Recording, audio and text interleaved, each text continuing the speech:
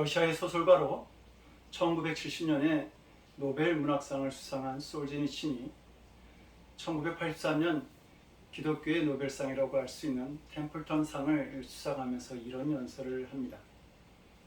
반세기가 훨씬 넘은 오래전에, 그러니까 내가 아직 어렸을 때 나는 몇 분의 어른께서 러시아에 닥친 큰 재난에 대해 다음과 같은 설명을 하는 것을 들은 기억이 납니다. 사람들이 하나님을 잊은 게야. 그래서 이런 일들이 일어나잖아. 그 후로부터 나는 거의 50년간을 러시아 혁명사를 연구하는 데 소비했습니다. 그런 도중에 나는 수백 권의 책을 읽었고 수백 명의 개인적 증언을 수집했으며 이미 이 대격동의 파편들을 정리하는데 그 노력으로 8권의 책을 써냈습니다.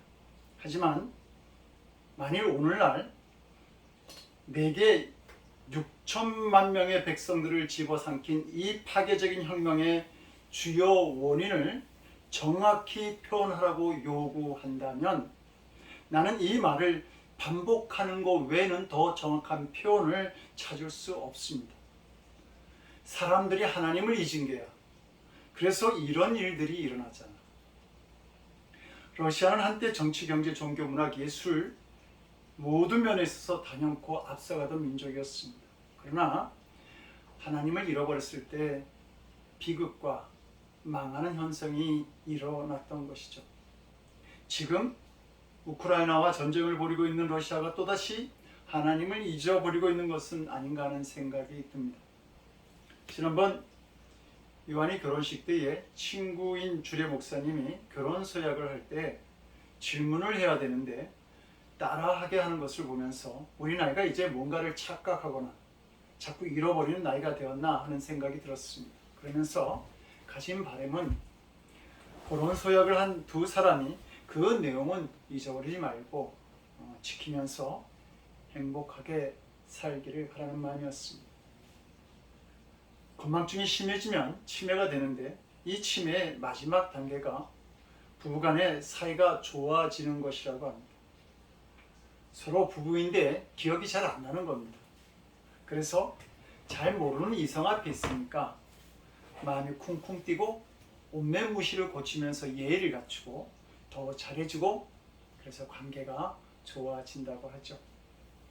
성도 여러분, 우리는 잊어버려야 할 것은 잊어버리고 기억해야 할 것은 기억하고 살아야 합니다. 그런데 오히려 거꾸로 살 때가 많이 있습니다.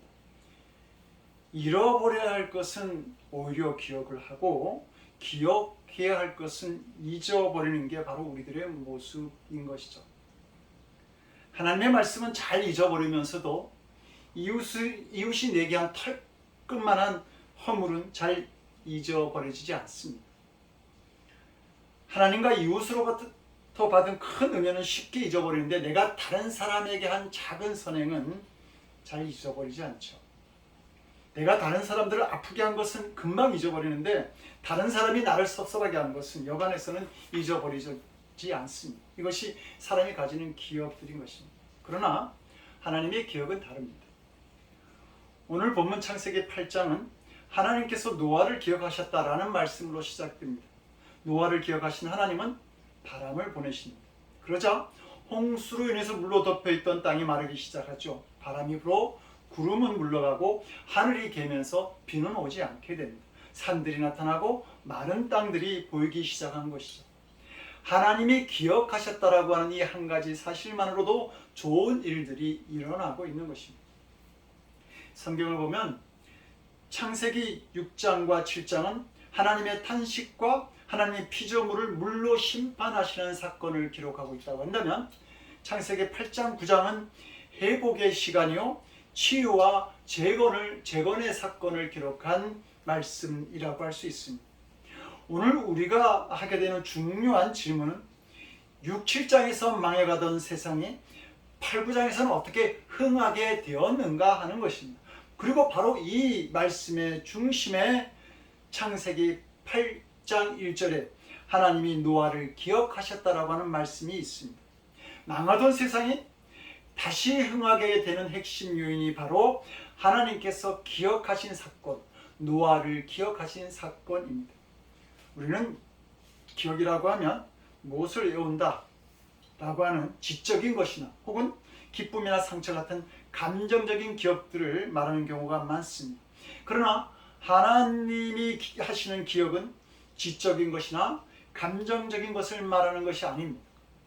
구약 성경에서 기억하다라고 하는 말의 히브리어 동사는 자카르인데, 이 자카르는 기억하다 혹은 생각나다라고 하는 뜻으로 번역되지만, 이 단어가 사용될 때의 뜻은 가장 적합한 때 하나님이 개입하셔서 도움을 주시는 자비로운 행동을 의미합니다. 쓸데없는 도움을 주거나 괴롭히시는 것이 아니라 가장 적합한 때에 사랑과 자비로 필요한 도움이 되는 행동을 보여주시는 것을 바로 하나님이 기억하신다라는 의미인 것이죠. 그러니까 하나님이 노아를 기억하셨다라고 하는 말은 노아가 방주에 있었던 시간에는 노아를 까맣게 잃어버리고 계시다가 갑자기 노아가 생각났다, 이런 말이 아니라 언제나 노아를 지켜보신 하나님께서 가장 필요한 때에 노아를 기억하시고 노아에게 은혜를 베풀어 주신 일을 하나님이 노아를 기억하셨다라고 말하는 것입니다. 야곱에게는 2명의 부인과 2명의 첩이 있었습니다. 첫째 부인인 레아도 자식을 잘 낳았지만 첩들도 자녀들을 낳습니다. 그러나 야곱의 둘째 부인인 라헬에게 있어서는 자식이 없었습니다. 그 일로 레아가 라헬을 없이 여겼고, 자식이 없던 레아의 마음에는 부끄러움과 아픔이 가득하였습니다. 그때 성경은 이렇게 말합니다. 하나님이 라헬을 생각하신지라. 하나님이 그를 들으시고 그 태를 여신 것. 하나님이 기억하심으로 말미암아 자식이 없던 라헬의 태가 열렸고 큰 기쁨으로 가득한 어미가 되게 하셨던 것입니다. 특별히 그것도 야곱의 자녀들 중에서 가장 훌륭한 아들인 요셉을 낳게 하신 것이죠.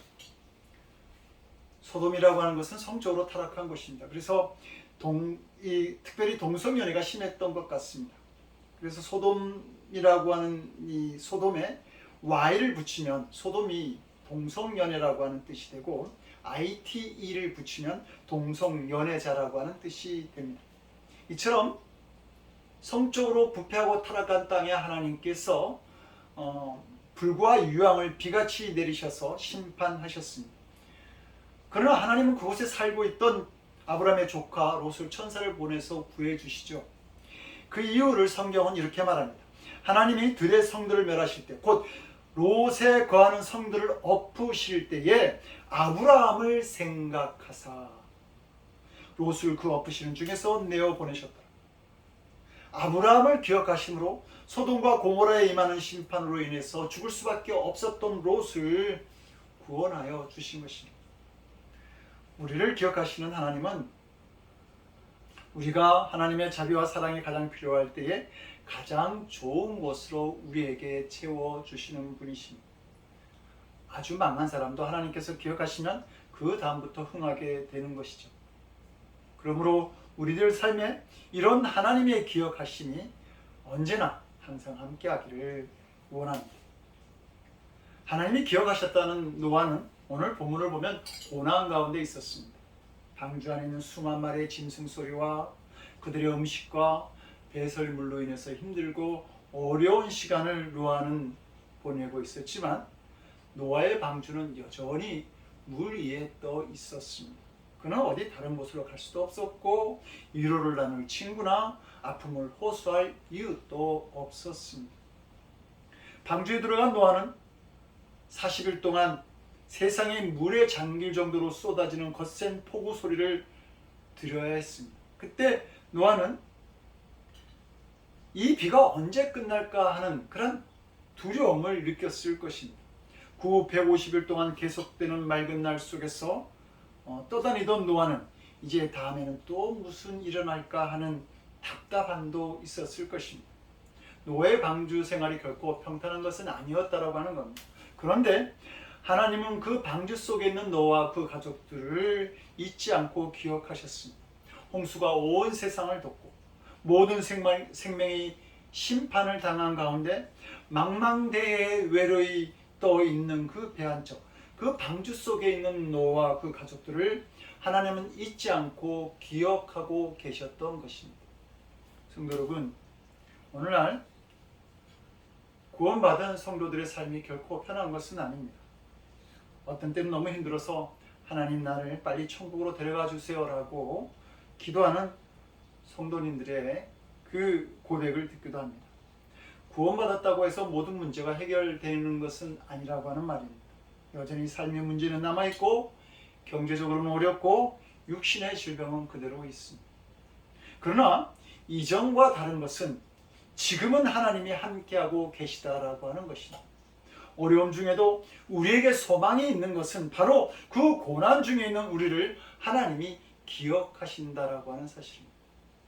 두 번째로 하나님은 노아의 약함을 기억하셨습니다. 하나님께서는 노아가 그 갑갑한 방주 안에서 아무것도 할 수 없는 존재, 한없이 참고 기다릴 수밖에 없는 약한 존재인 것을 알고 계셨습니다. 노아가 만약 초인간적인 능력을 가진 사람이었다고 한다면 하나님께서는 노아를 염려하시고 기억하실 필요가 없었을 것입니다. 그러나 노아는 정말 자신과 그의 가족들이 이 방주 속에 얼마나 있어야 할지 알지 못하였고 방주 안에 있는 자신의 인생이 어디로 흘러갈지 전혀 모르고 있었습니다. 그런 노아를 하나님은 기억하신 것이죠. 우리의 머리까지 다 세시는 하나님은 당신의 백성을 결코 잃어버리지 않고 기억하신다는 것입니다.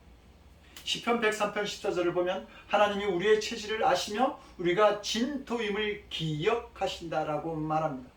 우리는 진흙과 같은 존재인 것이죠. 우리를 지으신 하나님은 우리가 육체적으로 쉽게 깨어지기도 하고 정신적으로 믿을 만한 존재가 되지 못한다는 것도 잘 알고 계십니다. 하나님은 우리가 가진 몸과 마음의 한계를 우리보다도 더 잘 알고 계시는 것이죠. 그러기에 바울은 하나님이 우리에게 주시는 시험에 대해서 이렇게 말합니다. 사람이 감당할 시험밖에는 너에게 당한 것이 없나니 너에게 감당치 못할 시험당함을 허락치 아니하신다. 노아가 인간적인 조급함을 가지고 바람이 불기 시작했을 때 일시에 물이 말라지기를 기대했을지 모릅니다. 그러나 하나님께서는 그렇게 하지 않으셨습니다. 하늘의 비가 그치게 하시고 150일 동안 바람을 불어서 물을 말리시고 노아가 방주에 들어간 지 1년 열흘 만에야 땅을 밟을 수 있게 하셨습니다. 그리고 9장 1절에 보면 노아를 축복하시는 하나님의 말씀을 볼 수가 있습니다. 만약 우리가 하나님 이제 못 참겠습니다라고 탄식할 때 즉시 그 고난을 거두어 가신다면 우리는 성장할 수 없을 것입니다. 그래서 대부분의 경우 고난의 기간이나 강도가 우리가 생각하는 것보다 조금 더 길고 강하게 느껴집니다. 그것은 우리를 훈련하신 뒤에 우리에게 부족한 믿음의 쭉정이를 보게 하셔서 믿음이 성장하게 하시고 더 큰 축복을 주시기 위함입니다. 우리는 하나님께서 이 고난을 빨리 거두어 가시고 축복과 영광을 주시기를 기다리지만 하나님께서는 언제나 최선의 방법으로 가장 적당한 때에 우리에게 필요한 모든 것을 허락하시는 분입니다. 하나님은 시련 가운데 있는 우리와 함께 하시고 우리의 약함을 기억하시는 분이죠. 그러므로 언제나 우리를 최선의 길로 인도하시는 하나님 되심을 믿고 끝까지 신뢰할 수 있어야 합니다. 하나님이 주시는 시련 뒤에는 언제나 영광이 있고 성장이 있고 축복이 있음을 믿어야 합니다. 셋째로 하나님은 약속하신 언약을 기억하시는 분이십니다. 우리는 대부분 자기 인생의 방향을 스스로 결정하기를 원합니다. 그래서 자기 생각대로 인생의 방향키를 돌리려고 합니다. 그런데 노아의 방주에는 키도 없고 조울로도 없었습니다. 하나님께서는 노아에게 키를 주시지도 않으셨고 노를 줬도록 하시지도 않으셨던 것이죠. 노아가 방주에 들어간 그때부터 하나님은 방주에 노를 저으셨고 키를 잡고 계셨습니다. 믿음이라고 하는 것은 자신의 삶을 하나님께 전적으로 맡기는 위임입니다. 노아는 방주에서 답답해하거나 조급해하지 않았습니다. 하나님께서 노아와 함께 하신 약속이 있었기 때문이죠. 지각이 물결치는 세상을 물로 심판하실 것과 방주를 만들어서 그 안에 들어가면 구원하시겠다는 약속을 노아에게 주셨습니다. 그리고 노아는 하나님께서 자신과 하신 약속을 기억하시고 지키시는 신실한 분임을 믿고 있었습니다. 시편 기자는 여호와께서 자기를 경외하는 자에게 양식을 주시며 그 언약을 영원히 기억하시리로다 라고 말합니다. 하나님은 자신이 하신 언약을 잊지 않고 영원히 기억하시는 분입니다. 430년간 애굽에서 종살이하던 이스라엘 백성들이 자유의 몸이 되는 그 순간에는 하나님의 기억하심이 있었습니다. 그런데 그 기억을 출애굽기 2장 24절은 하나님이 그 고통 소리를 들으시고 아브라함과 이삭과 야곱에게 세운 그 언약을 기억하셨다라고 말하고 있습니다. 하나님은 자신이 세우신 언약을 오랜 시간이 지나도 기억하셔서 이스라엘 백성들을 애굽 왕 바로의 손아귀에서 건져내시고 해방시키신 것입니다. 그래서 민수기 23장 19절은 하나님은 인생이 아니시니 시건치 아니하신다, 거짓말하지 아니하신다라고 말합니다. 우리가 사람을 믿지 못하더라도 하나님은 믿을 수 있는 것은 사람은 약속을 잃어버려도 하나님은 잊지 않으시는 분이기 때문입니다. 하나님이 정하신 때에 반드시 그 약속을 이루시는 분입니다. 성도 여러분, 믿음이라고 하는 것은 내가 이만큼 노력했으니 이제 좋은 결과가 있겠지 하고 노력에 대한 결과를 믿는 것이 아닙니다. 하나님 앞에서 뜨거웠던 감정을 믿는 것도 아닙니다. 이제 내가 교회 다니니까 만사가 잘 풀리겠지라고 하는 막연한 믿음에 대한 기대 역시 아닙니다. 노력이나 감정도 다 중요하지만 그것을 믿는 것이 아닙니다. 믿음은 바로 하나님의 약속을 믿는 것입니다. 시건치 아니하시고 변하지 아니하시고 영원토록 기억하시는 하나님의 약속을 믿는 것이죠. 하나님께서는 예수 그리스도께서 이 땅에 오시기 전인 구약과 후인 신약에서 수천 가지의 약속을 우리와 해 주셨습니다. 심판에 관한 약속도 있지만 축복에 관한 약속도 얼마나 많은지 모릅니다. 문제는 하나님이 축복하지 않으셔서 문제가 아니라 우리가 믿지 못해서 문제가 되는 것입니다. 또 믿는다고 할지라도 믿음을 사용하지 않아서 문제가 되는 것이죠. 아무리 좋은 것을 가지고 있어도 그것을 사용하지 않으면 아무런 소용이 없습니다. 마찬가지로 믿음도 믿음을 가진 자가 아니라 믿음을 사용할 줄 아는 자가 되어야 합니다. 블레셋 장수 골리앗이 이스라엘 군대를 모욕하면서 싸우자고 할 때 두려움 때문에 아무도 그를 대적할 생각을 못했습니다. 거기에 있던 사울 왕을 비롯한 이스라엘 모든 군사들은 하나님을 믿었습니다. 그래서 그들에게 하나님이 골리앗과 싸워서 이기는 분이라고 하는 것을 믿습니까? 하고 물으면 모두 아멘, 그렇게 대답했을 겁니다. 하나님이 여러분과 함께 계심을 믿습니까? 그러면 또 아멘 했을 겁니다. 그런데 왜 여기서 꼼짝 못하고 있습니까? 나가서 골리앗과 싸우세요. 분명히 하나님이 함께 하시니까 승리를 주실 것입니다 라고 말하면 그런데 이러면서 골리앗의 덩치나 무기나 그의 기술 같은 그런 현실적인 핑계를 댈 것입니다. 그러면 못 나가게 되는 것이죠.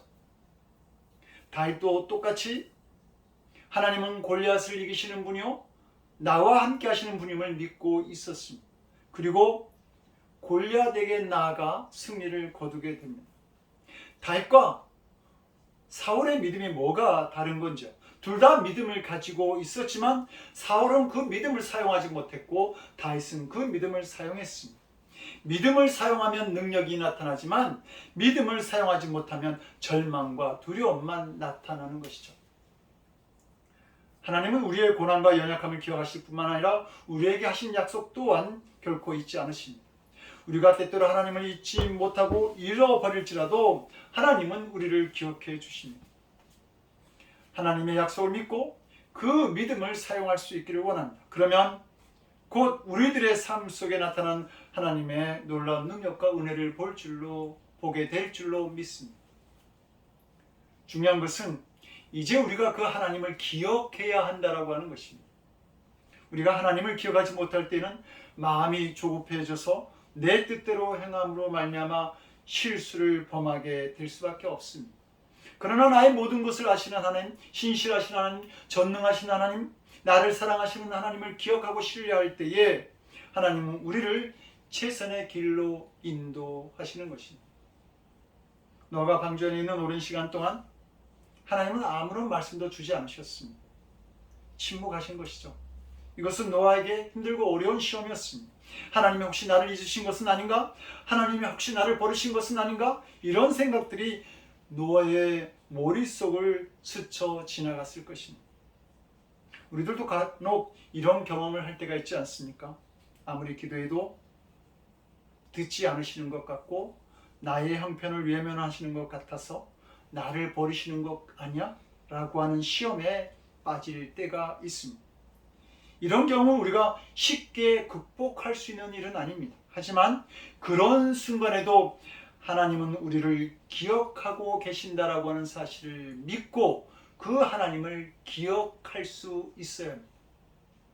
구약에서 방주 경험을 겪은 대표적인 인물이 바로 욥입니다. 욥은 엄청난 고난을 당합니다.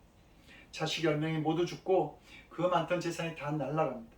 건강도 잃고 아내마저 하나님을 저주하고 죽으라고 말할 정도였습니다. 그래도 욥은 하나님께서 자신을 기억하실 것이라고 하는 믿음을 버리지 않았습니다. 그래서 그는 이렇게 기도하죠. 주는 나를 음부에 감추시며 주의 진노가 실 때까지 나를 숨기시고 나를 위하여 기한을 정하시고 나를 기억하옵소서.